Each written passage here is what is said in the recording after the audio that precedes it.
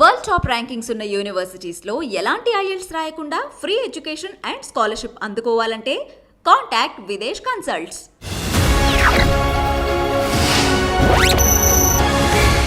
Doctor Samaram అనగానే తెలుగు రాష్ట్రాలు గుర్తు చేసే సెక్స్ ఎడ్యుకేషన్. సెక్స్ గురించి మాట్లాడాలంటేనే మన దేశంలో ఒక ట్యాబు. మీరు ఎందుకు దాని గురించి మాట్లాడాల్సి వచ్చింది, మీకు రాయాల్సి వచ్చింది? నేను టీనేజ్లో ఉండగా ఒక కేసు మా నాన్నగారు చూసిన. నాన్నగారు ప్రొఫెసర్ ఆఫ్ బయాలజీ కనుక అది అప్పుడు హ్యావీలీ కిల్స్ అనే పుస్తకం ఉంటే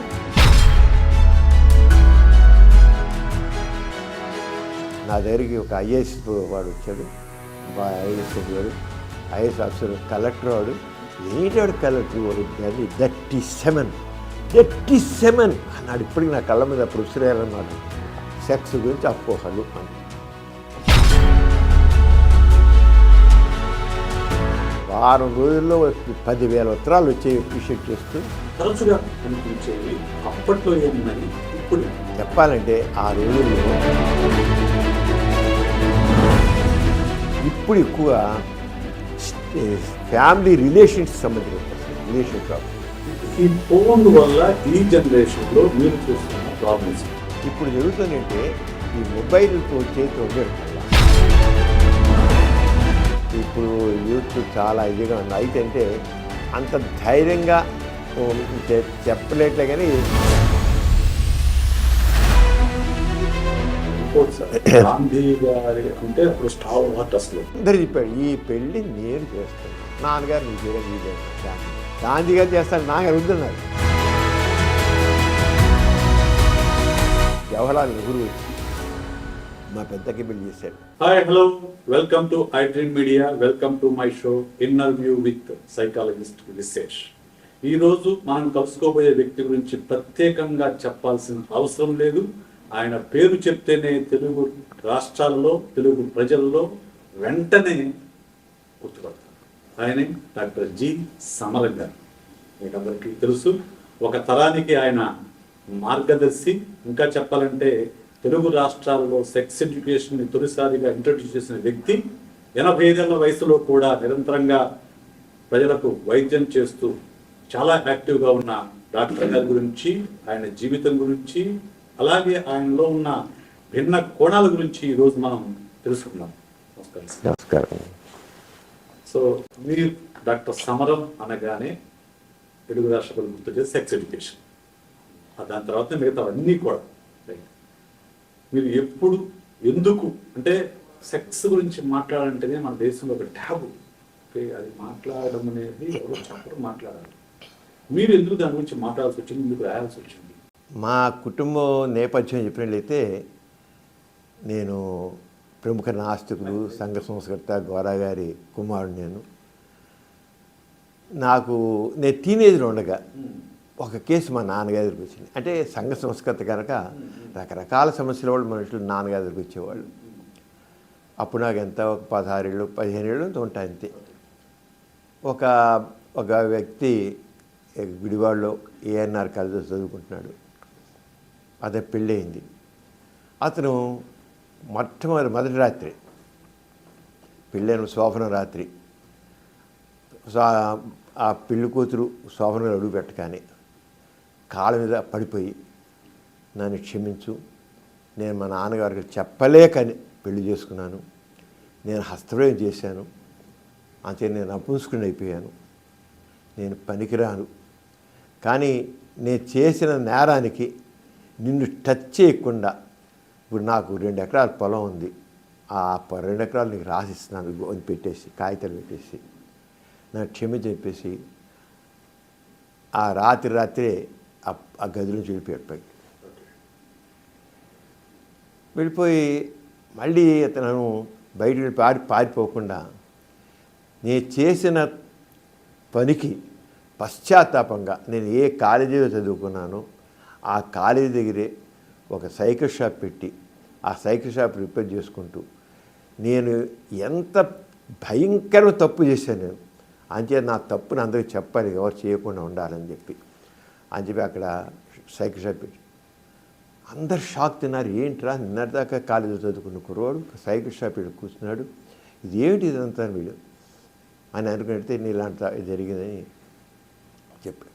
అప్పుడు కాలేజీలో లెక్చరర్స్ ఇలా కాదు, నువ్వు చాలా తప్పని చేశావు, గోరా గారు నా విజయవాడలో తీసుకెళ్తాను, నేను ఏదో ఒక డాక్టర్లు చూపిస్తారు అని చేత తీసుకొచ్చాను లెక్చర్స్.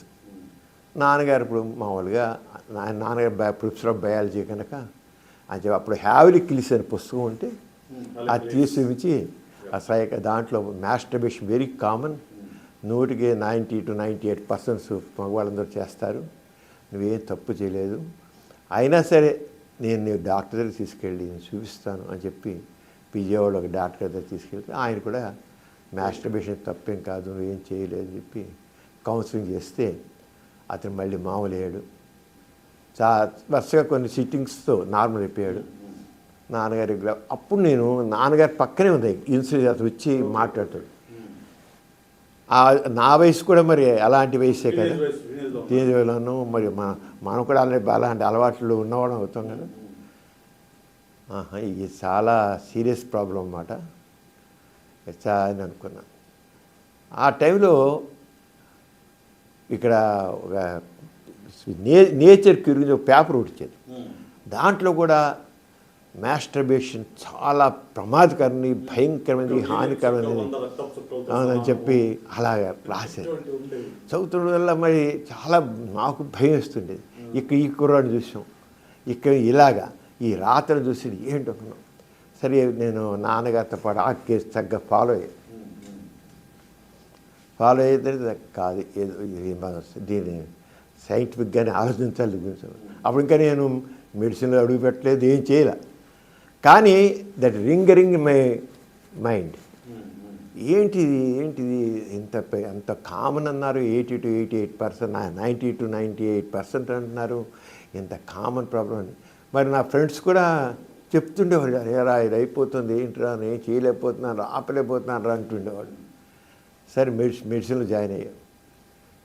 మెడిసిన్ చదువుతుంటే నేను ఫస్ట్ ఇయర్లో ఉండగా ఇంకా మాకు ఇంకా క్లినికల్ సైడ్ ఏం లేదు. అప్పుడే మా ఫ్రెండ్స్ వచ్చి వాళ్ళందరూ నా ఫ్రెండ్స్ వచ్చి మా కాలేజీలో చదువుతున్న కుర్రవాళ్ళు, ఆర్ట్స్ కాలేజీలో చదువుతున్న కుర్రవాళ్ళు వచ్చి ఏం సమరం ఏంటి, దీనికి ఏం చెప్పాలి, ఎలాగా ఎలా కంట్రోల్ చేసి చేత కావట్లేదని చెప్తుండేవాళ్ళు. కానీ మదర్ ఏముంటున్నప్పుడు ఇంకా జస్ట్ స్టూడెంట్స్. నేను 5th ఇయర్లో ఉండగా మెడిసిన్ చదువుతున్న ప్రీ ఫైనల్ ఉన్నప్పుడు మా మెడిసిన్ ప్రొఫెసర్ గారు కొద్దిగా లేట్గా వచ్చారు. ఇప్పుడు లేట్గా ఎందుకు వచ్చానో తెలుసా, నా దగ్గరికి ఒక ఐఏఎస్ వాడు వచ్చాడు, ఐఏఎస్ చదివాడు, ఐఏఎస్ ఆఫీసర్, కలెక్టర్ వాడు, పెళ్ళి కాబోతోంది, కలెక్టరే కానీ వాడి గురించి వాడికి ఏమీ తెలియదు. నాకు వీర్యం పోయింది, అస్తమయం చేసే వీర్యం పోతుంది, నేను చాలా వీక్ అయిపోతున్నాను, వాడు పెళ్లి చేసుకోవడం చాలా భయంగా ఉన్నాను అడిగాడు. ఏంటి వాడు కలెక్టర్, వాడు 37 అన్నాడు. ఇప్పటికి నా కళ్ళ మీద ప్రొఫెసర్ గారు అన్నమాట, 37 దానికి ఎంత ఇది అనేసి, ఇవన్నీ వస్తాయి, మీరందరూ చాలా ఇలాంటివన్నీ మీరు డీల్ చేయాలి మీరు అందరూ అని అప్పుడు ఆయన చెప్పాడు.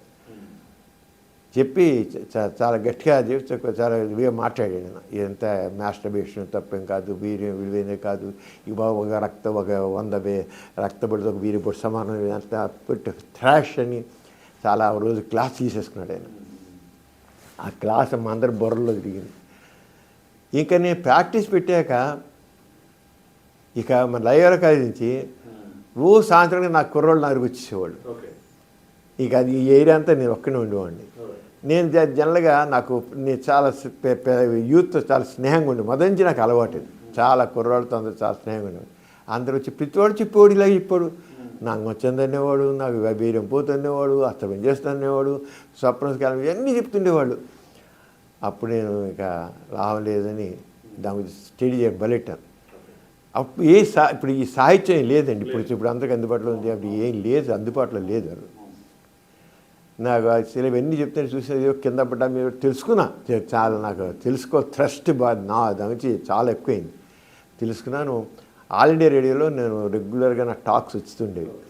ఒక రోజున చెప్పా, ఏమండి ఇది చాలా బర్నింగ్ టాపిక్, ఇది మాస్టర్బేషన్ గురించి, వీర్యం గురించి ఓ టాపిక్ చేసి మాట్లాడదామని చెప్పి మా టాపిక్ ఇచ్చా, సెక్స్ గురించి అపోహలు అని. Tremendous response. వాళ్ళు చెప్పారు ఫస్ట్ ఎపిసోడ్ ఒక పబ్లిక్లో దాని మీద మాట్లాడండి, నేను చేసి ఏమవుతుంది వాళ్ళు 1974 74లో 74 జూలై ఆ ప్రాంతం జూన్ జూలై ప్రాంతంలో వచ్చింది. వచ్చి వాళ్ళు చెప్పారు మా ఆల్ ఇండియా రేడియోకి ఏనాడు ఇన్ని ఉత్తరాలు రాలి వారం రోజుల్లో 10,000 ఉత్తరాలు వచ్చాయి అప్రిషియేట్ చేస్తూ అని చెప్పారు వాళ్ళు. అదే టైంలో ఏనాడు పేపరు వైజాగ్లో మొదలెడుతున్నారు. అది దాదాపు అక్కడ ఈనాడు ఫస్ట్ పేపరు వైజాగ్ దాదాపు లోకల్ ఎడిషన్లా ఉండేది మొత్తం. అక్కడ రామోజీ గారు ఫోన్ చేశారు, నేను విన్నాను ఈ టాకు రేటాకు, ఇది చాలా అవసరం. నేను అన్నదాత పేపర్ ఉంది నాకు, ఆ పేపర్లోనే అసలు నాకు ఇలాంటి మా ఫ్యామిలీస్లో ఇలాంటి కొంతమంది చాలా ఇబ్బంది పడ్డారు, అంచేత నువ్వు ఇది గురించి ఎడ్యుకేట్ చేయాలి, నేను రెడీగా ఉన్నాను, నువ్వు రాయాలి. నేను నాకు తెలిసి చాలా లిమిటెడ్ అండి, ఏం లేదంటే చాలా ఆ లిమిటెడే నువ్వు రాయి, నీకు ముందు అసలు నీకు చెప్పాలనేది ఇది ఉంది, కుతూహలం ఉంది, చేయి నువ్వు గట్టిగా అన్నారు. చాలా గట్టిగా ఫోర్స్ చేశాను. నేను అన్నాను నాకు తెలిసిన చాలా కొద్ది అండి, పేపర్లో చాలా నాలెడ్జ్ ఉండాలి, నేనే ఎవరు దీంట్లో ఎక్స్పర్ట్ ఎవరు లేరు, నాకైతే కాదు కాదు చేస్తున్నాను. ఈనాడు మొదలెట్టిన 3వ దినే ఆదివారం, అది గురువారం ఎప్పుడు పేపర్ మొదలైంది, ఆదివారం నాడు నా ఫస్ట్ ఎపిసోడ్ వచ్చింది. సెక్స్ సైన్స్ అని పెట్టి చెప్తే ట్రెమెండస్ రెస్పాన్స్ వచ్చింది. ఓ వారం ఏడుకల్లా ఒక దాదాపు 10,000 20,000 ఉత్తరాలు వచ్చేవి అక్కడి నుంచి వైజాగ్ ఉత్తరాలు వచ్చేవన్నీ చాలా రెస్పాన్స్ వచ్చింది. రామోజీ గారు అప్పుడు చాలామంది రామోజీ గారి మీద ఇది ఏంటి డైలీ పేపర్లో సెక్స్ గురించి రాయడం ఏంటి మీకు, ఇదంతా బూత్ పేపర్ అని, బూత్ అవ్వచ్చు ఏమవచ్చు కావచ్చు, నేను మాత్రం వేసి తీరుతాను మీరు చదవంటే కానీ బూత్ పేపర్ అని రామోజీ గారిని చెప్పి చాలా మాట్లాడుతుండేవారు, ఇలా అంటున్నారు బూత్ పేపర్ అంటున్నారని. కానీ ఆయన మాత్రం చాలా గట్టిగా నిలబడ్డారు, చాలా గట్టిగా నిలబడి చాలా వేసి చాలా మధ్య 2వ సంవత్సరం వచ్చాక 2 వారానికి 2 సార్లు ఇట్లా పెట్టారు, ఆదివారం బుధవారం రాయడం. ఎందుకంటే అది రెస్పాన్స్ బాగా ఎక్కువ ఉంది. అక్కడి నుంచి ఇంక నేను మా అన్నయ్య గారు తను అప్పుడు ఆ రోజులు అమెరికాలో ఉన్నాడు, ఉంటే నేను ఏమైనా సంబంధించిన బుక్స్ ఉంటే చూడు అంటే అప్పుడే హ్యావ్లీ కిలీస్ సంబంధించిన సెక్షువల్ రీసెర్చ్ బుక్స్ వచ్చాయి, హ్యూమన్ సెక్షువాలిటీ గురించి వాటి గురించి. అలా కిన్సే పరిశోధన, ఆ పుస్తకాలన్నీ అమెరికా నుంచి పంపించారు. అక్కడి నుంచి మాస్టర్ జాన్సన్ది కిన్సే పరిశోధన చేశారు, బాగా స్టడీ చేశాను. అక్కడి నుంచి నా జర్నీ స్టార్ట్ అయింది విషయంలో. ఇంకా అప్పటి నుంచి ఇంక జరుగుతూనే ఉంది. సంవత్సరాల పాటు అయిన తర్వాత మా టీవీ మొదలెట్టిన కొద్ది వారాల్లోనే మా టీవీలో మొదలెట్టారు రాసేవాళ్ళు. సంబరం సమయం పెట్టి వారం ఒకసారి శనివారం రాత్రి 12 గంటల నైట్ 12 గంటలకు వేసేవాళ్ళు. 12 గంటలకు వస్తే ఏం చూసేవాళ్ళు జనాలు అప్పుడు మా టీవీలో, దీనిలోనే అది చాలా అప్పుడు ఇప్పుడున్న మా టీవీలా కాదు, మామూలు ఇప్పుడు సిటీ కేబుల్లా ఉంటుంది, అలా ఉండేది మా టీవీ మొదలెట్టిన రోజుల్లో. అలా పెడితే నేను అదే రోజుల్లో అంటే రెస్పాన్స్ ఎలా ఉండేది. నేను జన విజ్ఞాన వేదిక వాళ్ళు మూఢనమ్మకాల మీటింగ్ పెడితే ప్రకాశం జిల్లా దర్శిని విలేజ్, నువ్వు వెళ్తే ఆ దర్శి విలేజ్ వెళ్తే వాళ్ళు సినిమా పెడితే ఆ మీటింగ్ తీసుకెళ్తూ 6 గంటల ప్రాంతంలో సినిమాల దగ్గర తీసుకెళ్ళి, శనివారం అది తీసుకెళ్ళి ఒకసారి హాల్లో తొంగి చూడండి, హాల్ ప్యాక్డ్గా ఉంది, ఎందుకు ఇలా చూడండి అంతే అని. ఎలా ఉంది, ఫుల్గా ఉంది సినిమా పిల్లలున్నాను. మరి అయిపోయింది, మరి తిరిగి వస్తున్నాను, తిరిగి వస్తుంటే 12-11 ప్రాంతం మీటింగ్ అయిపోయి తిరిగి వస్తుంటే మళ్ళీ అదే హాల్లోకి వెళ్ళి చూడమన్నారు. చూడండి జనం 25 మంది 50 మంది ఉన్నారు. ఇందాడేమో ఫస్ట్ షోకేమో ప్యాకెట్గా ఉన్నారు, 25 మంది 50 మంది ఉన్నారు. ఏంటో తెలుసా, ఇవాళ శనివారం 12 గంటలకి మీ ప్రోగ్రాం వస్తుంది, అంచేత ఎవరు ప్రొపరేట్గా చెప్పడం, ఆ జనం అందరూ రావడం మానేశారు, సినిమాకి రావట్లేదు, మీ ప్రోగ్రాం వస్తుంది సినిమా చూడట్లేదని చెప్పారు. ఎంత ఆ రంగం చాలా ఇలాంటి ఇష్యూస్ చాలా, అంటే నాకు ఒక రకంగా ఇక నేను చేసేది కరెక్ట్గా ఉంది, ఇంకా చెయ్యాలి అనేది నాకు వచ్చిన తర్వాత ఈనాడైంది స్వాతులు రాసాను. స్వాతులు ఇప్పుడు దాదాపు 30 సంవత్సరాల నుంచి రాస్తూనే ఉన్నాను, 30 సంవత్సరాల నుంచి ఇప్పుడు వస్తుంది స్వాతి, ఇప్పటికి వస్తుంది స్వాతి. దాదాపు 40 ఏళ్ళ ఎందుకంటే రెగ్యులర్గా. బలరాం గారు కూడా అంతే, చాలా అవసరం అన్నారు. మధ్యలో ఎప్పుడో ఒక 2 ఏళ్ళు ఆపారు, ఆపి మళ్ళీ ఇట్టారు, ఆపి మాత్రం మళ్ళీ ఇట్టారు అంటారు. ఇంకా ఆయన అన్నారు స్వాతి ఉన్నంతకాలం నీ ఆర్టికల్ ఉంటుంది, ఆపే పని లేదు ఇది, నువ్వు రాస్తూ ఉంటావు స్వాతి ఉన్నంతకాలం అని. అలాగే చేశారు. అక్కడి నుంచి నేను ఇక మా టీవీ అయిపోయింది, టీవీ ఫైవ్లో చేశాను, సిబిఆర్ హెల్త్ ఛానల్లో 7 సంవత్సరాల నుంచి వచ్చాను.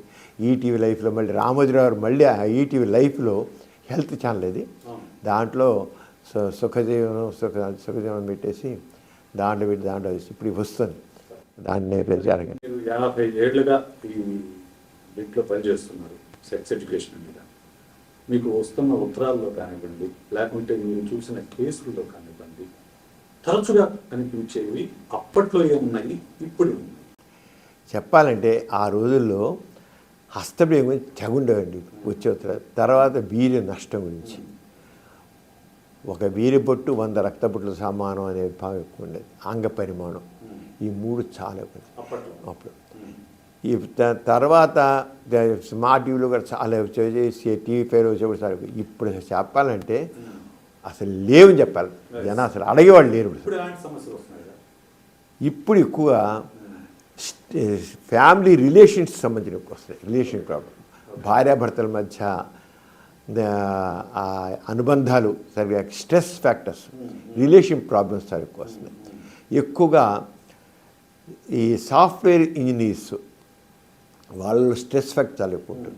స్ట్రెస్ వల్ల వాళ్ళు ఫెయిల్యూర్స్ ఎక్కువ ఉంటున్నాయి. నిజంగా వాళ్ళు ఇంపార్టెంట్ కాదు, కానీ వాళ్ళు ఫెయిల్ అవుతున్నారు సెక్స్లో. కారణం అంటే వాళ్ళ స్ట్రెస్ వల్ల వాళ్ళు సెక్స్లో వాళ్ళు కొద్ది ఇన్ఎఫిషియన్సీ వెళ్ళిపోతుంది. వాళ్ళు హౌ టు ఓవర్కమ్ స్ట్రెస్ అనేది తెలియట్లే వాళ్ళకి, దాని పనిని ఎలా చేసుకోవాలని తెలియదు. నేను ఒక చెప్తాను జనరల్గా, మీకు స్ట్రెస్ కావాలి. ఇప్పుడు జనరల్గా మన దగ్గరకు వచ్చి చాలామంది వచ్చే చూసి 10 మంది ఉన్నారు అనుకుందాం, 10 మందిలో 8 మంది వీళ్ళే అవుతారు, సాఫ్ట్వేర్ వాళ్ళను లేకపోతే మార్కెటింగ్ ఎగ్జిక్యూటివ్స్ అవుతారు. స్ట్రెస్ ఫ్యాక్టర్ వాళ్ళకి చాలా. ఎరెక్టైల్ డిస్ఫంక్షన్ ఉంటుంది. ఫైవ్లో కానివ్వండి, ఐసిడి 10లో కానివ్వండి, ఎరెక్టైల్ డిస్ఫంక్షన్ ఇది సైకలాజికల్ డిజార్డర్, సైకలాజికల్ డిజార్డర్గా ఉంది.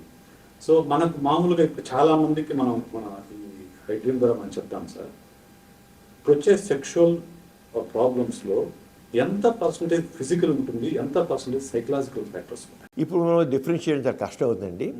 ఇప్పుడు మనకి ఎక్కువగా మాత్రం ఇచ్చినట్లయితే సైకలాజికల్ ఎక్కువ ఉంటాయి, ఎక్కువ ఇస్తే సైకలాజికల్ ఉంటాయి. కానీ ఫిజికల్గా ఉన్న దాంట్లో కూడా హార్మోన్ డిఫిషియన్సీ ఉంది.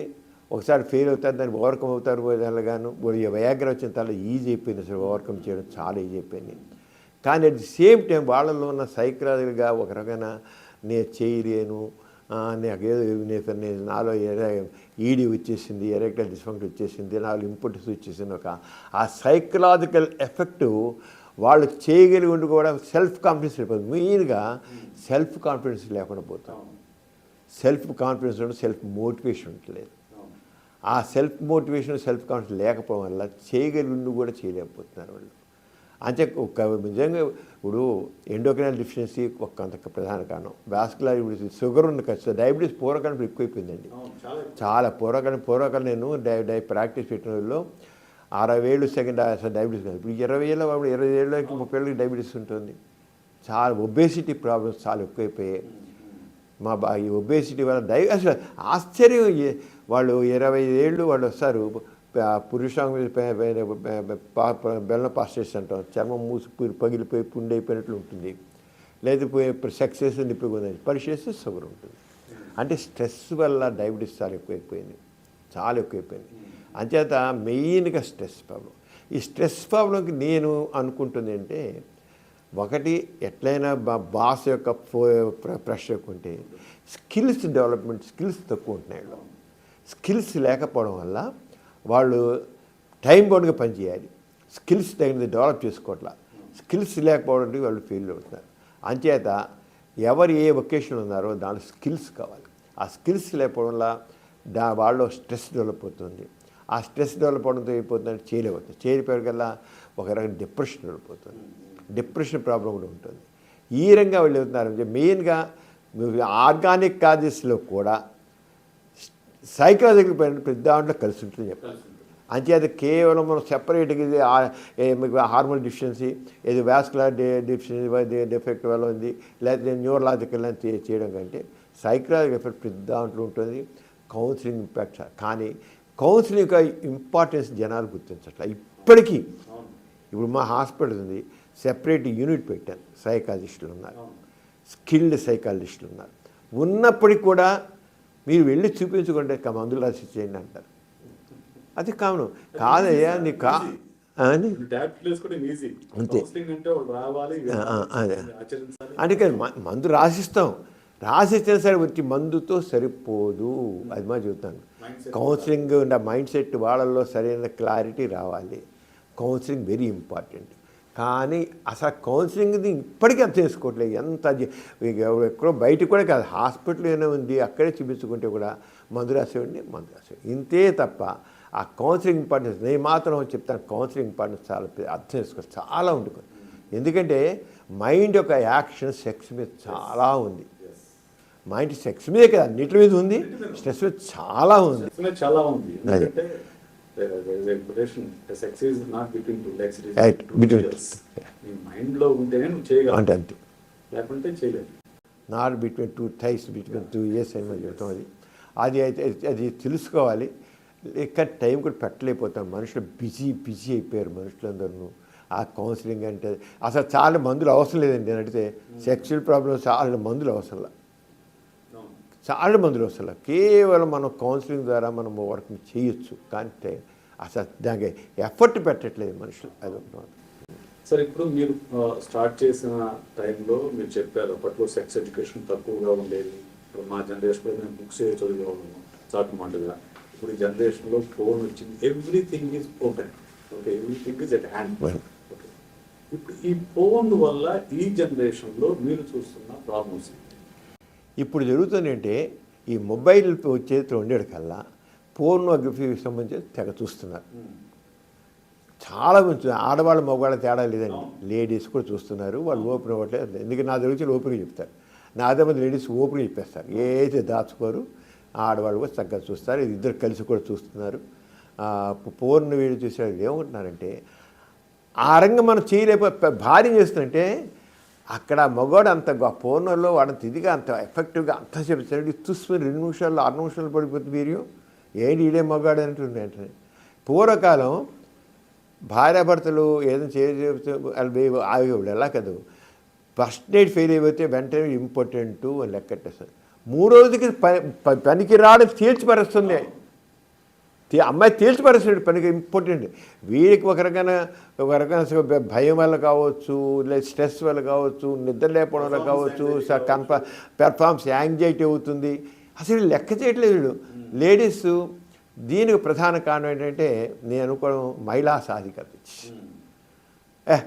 నేను సావడ్ మోగు నాకు ఎందుకు, పనికిరాడు చేయలేడు, నేను బట్టలను ఓడిసి పని అంటుంది. నేను బట్టలను తీసానండి, చేయను, ఏం చేయలేదండి అంటుంది. అరే ఆ దేశం ఇంకా పోతుంది. మరి ఎవరైనా పోస్ట్ చేసేప్పుడు తప్పకుండా మరీ ఇంకా పోతుంది. అసలు చాలా లేడీస్ మాత్రం కొద్దిగా మగవాళ్ళ సైకాలజీని కూడా అర్థం చేసుకోవాలి. అది లేదు. మగవాళ్ళు ఎవడైనా కొద్దిగా వాళ్ళ పొటెన్షియల్ని ఇన్సల్ట్ చేస్తే మగవాడు ఇంకా డౌన్ అయిపోతాడు. నేను కూడా కొన్ని కేసులు డీల్ చేశాను సార్. ఎప్పుడో ఒక్కసారి భార్య పనికిరావుందని చెప్పేసి ఇంకా పూర్తిగా డిప్రెషన్లోకి వెళ్ళిపోయి పూర్తిగా సెక్స్ చేయని పరిస్థితిలో వచ్చిన కేసులు కూడా చూశాను కొన్ని కేసులు. సో అయితే ఫోన్ వల్ల మీకు ఎక్స్పెక్టేషన్స్ పెరుగుతున్నాయి అంటున్నారు. చాలా ఎక్కువ గర్ల్స్ ఎక్స్పెక్టేషన్స్ పెరుగుతున్నాయి. సో ఇంకొకటి మనము మీ జనరేషన్లో కానివ్వండి, మీ జనరేషన్లో కానివ్వండి, పెళ్ళిళ్ళు అనేవి 14, 15 సంవత్సరాలకి 5 సంవత్సరాలు వెళ్ళిపోయాయి సార్. ఓకే, ఇప్పుడు పెళ్ళిళ్ళు అనేవి 30, 25 లోపు జరగట్లేదు. అసలు 25 తర్వాతనే పెళ్లి జరుగుతుంది. 30, 32, 33 అట్లా జరుగుతున్నాయి. ఇప్పుడు ప్రీమ్యారిటల్ సెక్స్ పెరిగింది, అలాగే లివింగ్ రిలేషన్షిప్స్ కూడా వచ్చాయి. సో దీన్ని మీరు ఎలా చూస్తారు? అసలు అప్పటికి ఇప్పటికీ ఈ జనరేషన్ గ్యాప్లో ఉన్న ప్రీమ్యారిటల్ సెక్స్ని యాక్సెప్ట్ చేయడం కానీ దీనివల్ల ఏమన్నా సమస్యలు వస్తున్నాయా? లివింగ్ రిలేషన్షిప్ మీరు ఎలా వస్తారు? ఇప్పుడు యాక్చువల్ చెప్పాలంటే ఎవరికి అనుకుంటారండి. పూర్వకాలం మొగుడు కుట్టినా ఆడది పడి ఉండేది, ఎవరు తిట్టిన పడి ఉండరు. తిట్టడం కాదు, ఇన్సల్టింగ్ మాట్లాడినా పడి ఉండరు. ప్రతి వాళ్ళకి వాళ్ళ ఈగో ఉంది, సెల్ఫ్ అనేది వాళ్ళకి తప్పు ఉండండి. అంచేత ఇప్పుడు లేడీస్ వాళ్ళు కూడా ఎడ్యుకేట్ అయిపోయారు. మగవాడితో సమానం అనుకుంటా, అనుకోరు కూడా, నేను దాన్ని తప్పకుండా ఎంకరేజ్ చేస్తాను. కానీ ఇద్దరు ఒకరొకరు అర్థం చేసుకోవాలనేది కావాలి. అర్థం చేసుకోవడం ఉండలేదు. ఎవరి వాళ్ళకి నేను అన్నంత కానీ మనం అనేది లేదు. ఐ అని ఉంటాం కానీ విజన్ లేదు. ఐ కాదు విజన్ ఫీలింగ్ కావాలి. మనతో కలిసి అది చాలా తక్కువ ఉంది. అంచేత పెళ్లి చేసుకుని ఒక పడి ఉన్నాం కంటే లివింగ్ టుగెదర్ బెస్ట్ అండి. నేను మాత్రం ఒప్పుకుంటాను అక్కడ.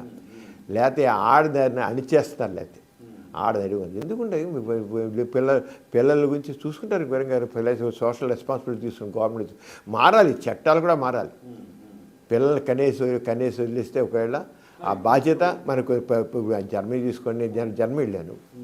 జర్మనీ వెళ్తే జర్మనీలో అసలు 30% పెళ్ళిళ్ళు చేసుకుంటున్నారు, 70% పెళ్ళిళ్ళు చేసుకోవాలి లివింగ్ టుగెదర్.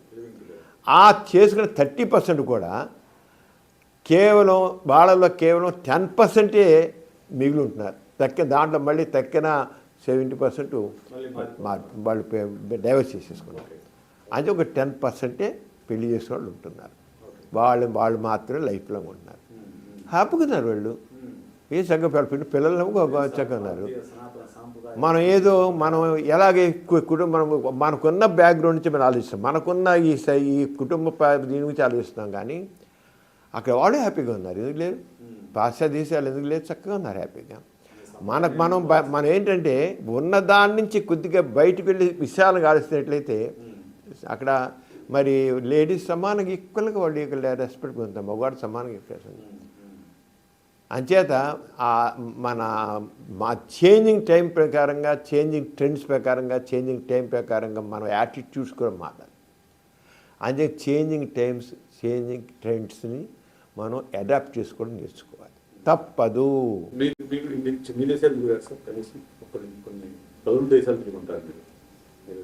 లేదా 30 కంట్రీస్ తిరిగాను నేను. అక్కడ మీరు చూసిన కల్చరల్ ఇన్ఫ్లుయెన్స్ కానీ ఇక్కడ మనం చూసేదాన్ని కానివ్వండి, ఈ సెక్షువల్ ఎడ్యుకేషన్ కానీ ఎలా ఉంటుంది? మేజర్ డిఫరెన్స్ ఏంటి? ఇక్కడ మీరు ఎలాంటి మార్పు రావాలని మీరు ఎక్స్పెక్ట్ చేస్తున్నారు? మా పెద్దమ్మాయి వెస్ట్ ఇండీస్లో ఉందండి. మా మనవరాలు 7వ తరగతిలో ఉండగానే వాళ్ళకి ఫ్యామిలీ ప్లానింగ్, కండోమ్ గురించి, వాటి రెండు గురించి వాళ్ళు ఫుల్గా చెప్పేసి నోస్ ఎవ్రీథింగ్. తాత నాకు ఇది నాతో మాట్లాడుతుంది. 7 వయసులో నాకు తను చిన్న వయసు 10 ఏళ్ళు తను అంతా నాకు చెప్పడం పడింది, అంతా చెప్పింది. చాలా అంటే ఆ వయసులో చక్కగా రిసీవ్ చేసుకుంటారు. చాలా బాగా చెప్పారు పిల్లల గర్భం రావడం అంటే ఏంటని. నేను కొన్ని వందల సెక్స్ ఎడ్యుకేషన్ క్లాసులు తీసుకున్నాను ఇండియాలో కూడా. నేను ఎలిమెంటరీ స్కూల్ లెవెల్లోంచి యూనివర్సిటీ లెవెల్ దాకా సెక్స్ ఎడ్యుకేషన్ క్లాసులు తీసుకున్నాను. చిన్న పిల్లలకి 10 ఏళ్ళు 12 ఏళ్ళ వయసులో పాటు చెప్పినోడు ఎటువంటి వికారాలు లేకుండా చక్కగా రిసీవ్ చేసుకుంటారు. ఒకసారి ఒక పిల్లవాడిని ఇంటర్ కోర్స్ అంటే ఏంటంటే చెప్పాను ఇంటర్ కోర్స్ అని ఒక మగవాడికి ఒక అమ్మాయిని చూస్తే కోరిక కలుగుతుంది, అంగం చిన్నగా ఉంది, పెద్దది అవుతుంది, లావ్ అవుతుంది. ఆ కోరిక కలిగినప్పుడు వాడు స్త్రీకి యోని గ్రంథం ఉంటుంది, దాన్ని పెట్టి చేస్తాడు, వీర్యం పడుతుంది, అప్పుడు ఇలా గర్భాశయం ఉంటుంది, పిల్లలు పడుతారు, ఇది కడుపు వస్తుంది అని చేతులు కట్టుకుని పాఠం పేరు చెప్పాడు. చక్కగా చెప్పాడు. ఆ కుర్రోడు నాకు ఒక 35 ఏళ్ళు 40 ఏళ్ళ తర్వాత రైల్వే స్టేషన్కి వాడి డాక్టర్ గారు ఆ రోజు చెప్పారు, నాకు ఇప్పటికే పాఠం గుర్తుంది, మీకు ఆ రోజు చేతులు కట్టుకుని చెప్పాను, నిజంగా నాకు ఎంతో ఉపయోగపడిందండి.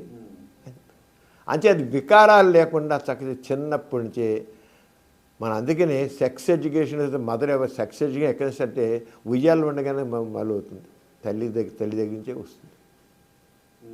తల్లి చెప్తాను ఎక్కడ ఉయ్యాల్లో ఉన్నప్పుడే సెక్స్ ఎడ్యుకేషన్. అంతే చిన్నప్పటి నుంచే సెక్స్ ఎడ్యుకేషన్ కావాలండి. అక్కడ పాశ్చాత్య దేశాల్లో సెక్స్ ఎడ్యుకేషన్ ఉంది, స్కూల్స్ అన్నీ చెప్తారు. విచ్చలవిడితనం అంటలేదే, నేను అంటలేదు విచ్చలవిడితనం అనట్లేదు, తప్పు. వాళ్ళ యాక్చువల్లీ రాంగ్. అది మా సరిగ్గా ఇక్కడ 2 ఉన్నాయండి, sex education and aspect, erotic aspects of sex, scientific aspect sex. Scientific aspect sex అనేది మనం మాట్లాడేది ఏంటి, గర్భ అంగస్తంభన అంటే ఏంటి, గర్భం రావడం ఏంటి, దాంపత్య సంబంధాలు అంటే ఏంటి, ఇవన్నీ సెక్స్. మానవ మనకు ఏజ్ ఇచ్చారికల్లా గ్లాండ్స్ ఉంటాయి, హార్మోన్స్ రిలీజ్ అవుతాయి, హార్మోన్ ఫిజికల్ చేంజెస్ వస్తాయి, సైకలాజికల్ చేంజెస్ వస్తాయి, లైంగిక భావనలు వస్తాయి, feel good hormones, love hormones వస్తాయి, మళ్ళీ అవన్నీ ఉంటాయి. ఇవన్నీ చెప్తాయి సైంటిఫిక్ ఆస్పెక్ట్స్. తప్పే ఉంటుంది దాంట్లో. అవి చెప్పాలి. చెప్తే అలా కాకుండా ఏంటి చెప్పినప్పుడు ఈ మా శృంగారం మళ్ళీ మెల్లిన శృంగారం, అమలిన శృంగారం అంటాం మనం. మలిన శృంగారం అంటే అసభ్యంగా ఒట్టి మనుషుల్ని రెచ్చగొట్టేది అమలిన శృంగారం, మలిన శృంగారం. అమలిన శృంగారం అంటే చక్క శృంగారం అన్న మన వాళ్ళకి తేడా తెలియదు. మీరు ఎరోటిక్ అమలిన మలిన శృంగారం అన్నారు కాబట్టి మీ ఇష్యూ ఉన్న ఒకటి ప్రస్తావిస్తాను. ఏం పర్లేదు. ఆర్జీవీ జిఎస్టీ తీసుకున్నప్పుడు మీరు డిస్కషన్లో పార్టిసిపేట్ చేశారు. అప్పుడు ఆయన మిమ్మల్ని క్వశ్చన్ వేశారు, మీరు ఇప్పుడు సెక్స్లో పార్టిసిపేట్ చేశారు. మీరు ఆ సినిమా చూసారా సార్? జిఎస్టీ చూడలేదు చూడండి, మనం జస్ట్ పార్టిసిపేట్ చేశారు. అప్పుడు అడిగాడు మీరు ఇప్పుడు అంటే అది నా పర్సనల్ విషయం అన్నాను. అంతే, దర్శాలు చెప్పాల్సిన అవసరం చెప్పొచ్చు, కానీ పర్సనల్ వేరు, పబ్లిక్ వేరు. పర్సనల్ విషయం పర్సనల్. మొగుడు ఇప్పుడు భార్యాభర్తలు ఇద్దరు బెడ్రూమ్లో ఉంటారు, బెడ్రూమ్ అంటే బట్టలు బయట తిరిగి అసలు బెడ్రూమ్లో చేసి అందరికీ తెలిసిందే. అదంతే. చాటు వేరు, సీక్రెసీ వేరు. చాటు వేరు, సీక్రెట్. అంచేత కొన్ని విషయం పబ్లిక్ అవసరంలా. ఆరంగానే మనం చెప్పే సైంటిఫిక్ సెక్స్ అనేది వేరు, ఒక ఊరికి అంగాంగ స్వంగరణలు చేసుకుంటూ రెచ్చగొట్టే విధంగా చెప్పడం వేరు. అది జనాలు గుర్తించలేకపోతే ఏంటంటే సెక్స్ ఈజ్ పవర్ అనే విషయం చెప్పాడు. అంతే. Sex is the power of a woman. అంటే use it, you like it, you can use it as you like అనేది అది మొత్తం కూడా స్క్రీన్ మొత్తం కూడా అదే ఉంటుంది. కాకపోతే బాడీ పార్ట్స్ అన్ని చూపించుకుంటూ ఎక్స్ప్రెస్ చేశారు కాబట్టి మన దగ్గర కనీసం ఖచ్చితంగా వచ్చింది. సో అది దట్స్ ఓకే సార్. సో ఇది ఒక సెక్సాలజిస్ట్గా, ఒక సెక్స్ స్పెషలిస్ట్గా సమరం గారికి ఉన్న ఒక పేరు ప్రఖ్యాతులు ఇప్పటివరకు మనం మాట్లాడుతున్నాం. సో దాంతోపాటు మీరు డాక్టర్గా కూడా మిగతా నేను మామూలు జనరల్ ప్రాక్టీషనర్, అది వాళ్ళది సర్జరీస్ ఎవ్రీథింగ్. నేను సర్జరీస్ అవన్నీ మామూలుగా చేస్తాను. నేను జనరల్ ప్రాక్టీషనర్. నాకు సెక్సాలజీకి సంబంధించిన కేసులు ఎన్ని ఉంటాయో, సెక్షువల్ మెడిసిన్ ఉంటాయో, దానికి డబ్బాలు త్రివులు నా జనరల్ మెడిసిన్ ఉంటాయి. నేను దానికి కూడా హార్ట్ కేసులు, డయాబెటీస్ కేసులు అన్నీ డీల్ చేస్తాను. దాని గురించి మాట్లాడతాను. ఎందుకంటే మీ హాస్పిటల్ నేమ్ కూడా వాసవ్య నర్సింగ్. వాసవ్య అంటే అందరికీ చెప్పండి సార్, కొంచెం ఈ జనరేషన్ తెలియదు. వాసవ్య అంటే వాస్తవికత, సంఘ దృష్టి, వ్యక్తిత్వం. వాస్తవికత అంటే ఏదైనా సరే సత్యం మీద ఉండాలి, రియలిస్టిక్గా ఉండాలి. అది వాస్తవికత. అంటే సంఘ దృష్టి, పిలో హ్యూమన్ బీయింగ్ నుంచి మనం కన్సర్న్గా ఉండాలి, సంఘ దృష్టి ఉండాలి. వ్యక్తిత్వం అనేది వ్యా అంటే వ్యక్తిత్వం. వ్యక్తికి గౌరవం ఉండాలి. నాకేంత గౌరవం కావాలనుకుంటున్నాను, మీకు అంత గౌరవం కావాలి. నాకే విలువ కావాలనుకుంటే మీకు ఆ విలువ కావాలి. అంతేగాని ఒకటి ఎక్కువ, ఒకటి తక్కువ కాదు. అంతే. ఈ మూడు మా నాన్నగారు నాస్తికత్వం అంటే ప్రధాన సూత్రాలు 3 అని పెట్టారు. వాస్తవికత, సంఘదృష్టి, వ్యక్తిత్వం. ఎవరికి ఎవడు దాసోహం అవసరం లేదు. వ్యక్తిత్వం అనేది అంత వ్యక్తి దేనికి స్లేవ్గా ఉండాల్సిన పని లేదు. Man is supreme. ఆ స్లేవ్ మైండ్ అనే మనిషిని దాసోహం చేసి వ్యక్తిత్వం లేని మనిషిగా మారుస్తుంది. అంచేత ప్రతి వ్యక్తికి వ్యక్తిత్వం ఉండాలి, గౌరవం ఉండాలి, మర్యాద ఉండాలి. ప్రతి వాడు గౌరవం ఉండాలి, ఇది గౌరవం ఇవ్వాలి. అంతే. వాసవ్య అనే దాని మీద మా హాస్పిటల్ పెట్టాం. నేను అందుకే ప్రతి మా పేషెంట్ వస్తే నేను ప్రతిదీ వివరించి చెప్తాను, స్పష్టంగా చెప్తాను. దాంట్లో మాకు దాపరేకాలు పెట్టను. ఇది ఎందుకోసం చేసి ఇది చెప్తాను, ప్రతి చెప్తాను. వీరందరూ చెప్తాను. మీరు స్టేట్ ప్రెసిడెంట్ చేశారు, నేషనల్ ప్రెసిడెంట్, నేషనల్ ప్రెసిడెంట్ చేశాను, జాతీయ అధ్యక్షుడిగా చేశాను. సో అలాగే చాలా కార్యక్రమాలు, ఐ క్యాంప్స్ కండక్ట్ చేశారు, ఎయిడ్స్ క్యాంప్స్ కండక్ట్ చేశారు, అలాగే చాలా మెడికల్ క్యాంప్స్ కండక్ట్ చేశారు. ఇటువంటివి చాలా కొన్ని సంవత్సరాలు, దశాబ్దాలుగా మీరు పని చేస్తున్నారు. ఎన్నో సర్వీసెస్. వీటిలో మీకు బాగా సంతృప్తినిచ్చిన ఏదన్నా ఒక గుర్తు వెంటనే ఈరోజు అంటే మనకు ఒక పని రోజు డ్యూటీ చేస్తూ ఉంటాం సార్, కానీ కొన్ని మనకు వాళ్ళు ఇచ్చే కాంప్లిమెంట్స్ కానీ వాళ్ళు ఇచ్చే మనకు సంతృప్తినిస్తాయి, అందుకనే గుర్తొస్తాయి. అటువంటి మీకు గుర్తొచ్చిన సందర్భం దాంట్లో నేను ప్రతి పనిలోనూ నేను ఒక తృప్తి పొందుతానండి. అది ఫస్ట్ థింగ్. నేను ఏ పని చేసి ఎంత చిన్న పని అయినా సరే ప్రతిసారి నేను పనిలో ఒక ఆ తృప్తి, ఆనందం పొందుతాను, సంతోషం ఉంటాను. ఎక్కడ దేనికి నేను విసుగు చెందాను. అది నా ప్రథమైనది. నేను వెయ్యోసారి ఆపరేషన్ చేసినా, చిన్న ఆపరేషన్ వెయ్యోసారి చేసినా సరే చాలా బాగా వచ్చింది కదా అంటాను. మనకు వచ్చింది కదా అని తృప్తి ఉంది. అంటే ప్రతిదీ పర్ఫెక్ట్గా మనం చేయాలి, ఏది ఈజీగా చేయకూడదు.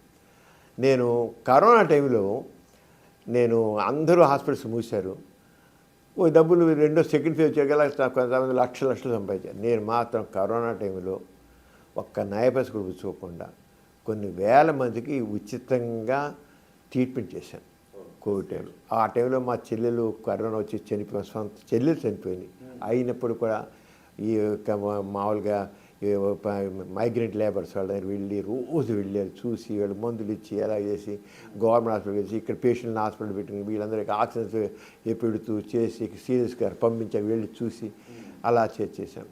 నేను రెడ్ క్రాస్ కూడా డిస్ట్రిక్ట్ చైర్మన్ ఉన్నాను. రెడ్ క్రాస్ డిస్ట్రిక్ట్ 150,000 మందికి మెడిసిన్ కిట్స్ ఇచ్చాను. అంటే రెడ్ క్రాస్ ఉన్నాను, చాలామంది జనాలందరూ హెల్ప్ చేశారు. నేను నా సొంత నమ్మకాన్ని చేశాను. ఏమాత్రం ఎక్స్పెక్ట్ చేయకుండా నాకు ప్రెసిడెంట్ ఆఫ్ ఇండియా నాకు గోల్డ్ మెడల్ ఇచ్చారు. మొన్న July 17th I got gold medal from the hands of God. ఒక రకంగా చేశాను, అసలు ఎక్స్పెక్ట్ చేయలే. అలాగే అంతకంటే ముఖ్యం అదేమో కోవిడ్ టైంలోనే చేసిన దానికి ఇచ్చారు. మన November 1st ఏపీ గవర్నమెంట్ నాకు లైఫ్ టైం అచీవ్మెంట్ అవార్డు ఇచ్చారు. దాంట్లో వాళ్ళు మెన్షన్ చేసింది ఏంటంటే, ఎవ్వరూ చెప్పడానికి జంకుతునే విషయాన్ని ఆ సెక్సీ లైంగిక విజ్ఞానాన్ని తీసుకుని లైంగిక విజ్ఞానాన్ని కోసం ఎంతో కృషి చేశారు, అపోహలు తొలగించారు, ఎంతమందో జీవితాలు వెలుగు నింపారు, అలాంటి సంఘ సంస్కర్త అని చెప్పి నాకు government Andhra Pradesh life time achievement ఇవ్వాలి. తృప్తి అయితే తృప్తిగా నాకు నేను పెద్దాన్ని తృప్తి పొందుతాను కూడా ఎక్కువనే కదా, కొన్ని ఆథెంటిక్గా గవర్నమెంట్ సైడ్ నుంచి ఒక పెద్ద రికగ్నిషన్స్ అని చెప్పచ్చు. మీరు చేసిన సేవలకి పద్మశ్రీ ఎప్పుడు ఎక్స్పెక్ట్ చేయలేదు? నాకు ఇవి కూడా నేను ఎక్స్పెక్ట్ చేయకుండా వచ్చాయి కదా. నేను ఇవి కూడా నేను ఎక్స్పెక్ట్ చేయలేదు. లైఫ్ టైం అచీవ్మెంట్ కూడా నేను మాత్రం ఎక్స్పెక్ట్ చేయలేదు. మా కలెక్టర్ గారు ఫోన్ చేసి నీకు వచ్చిందని చెప్పారు. నేను ఎప్పుడు చేయలేదు. నాకు అసలు నేను అసలు అవార్డుల కోసం నేను ఏనాడు ప్రయత్నం చేయను. అది నా యొక్క ప్రిన్సిపల్ అంతే.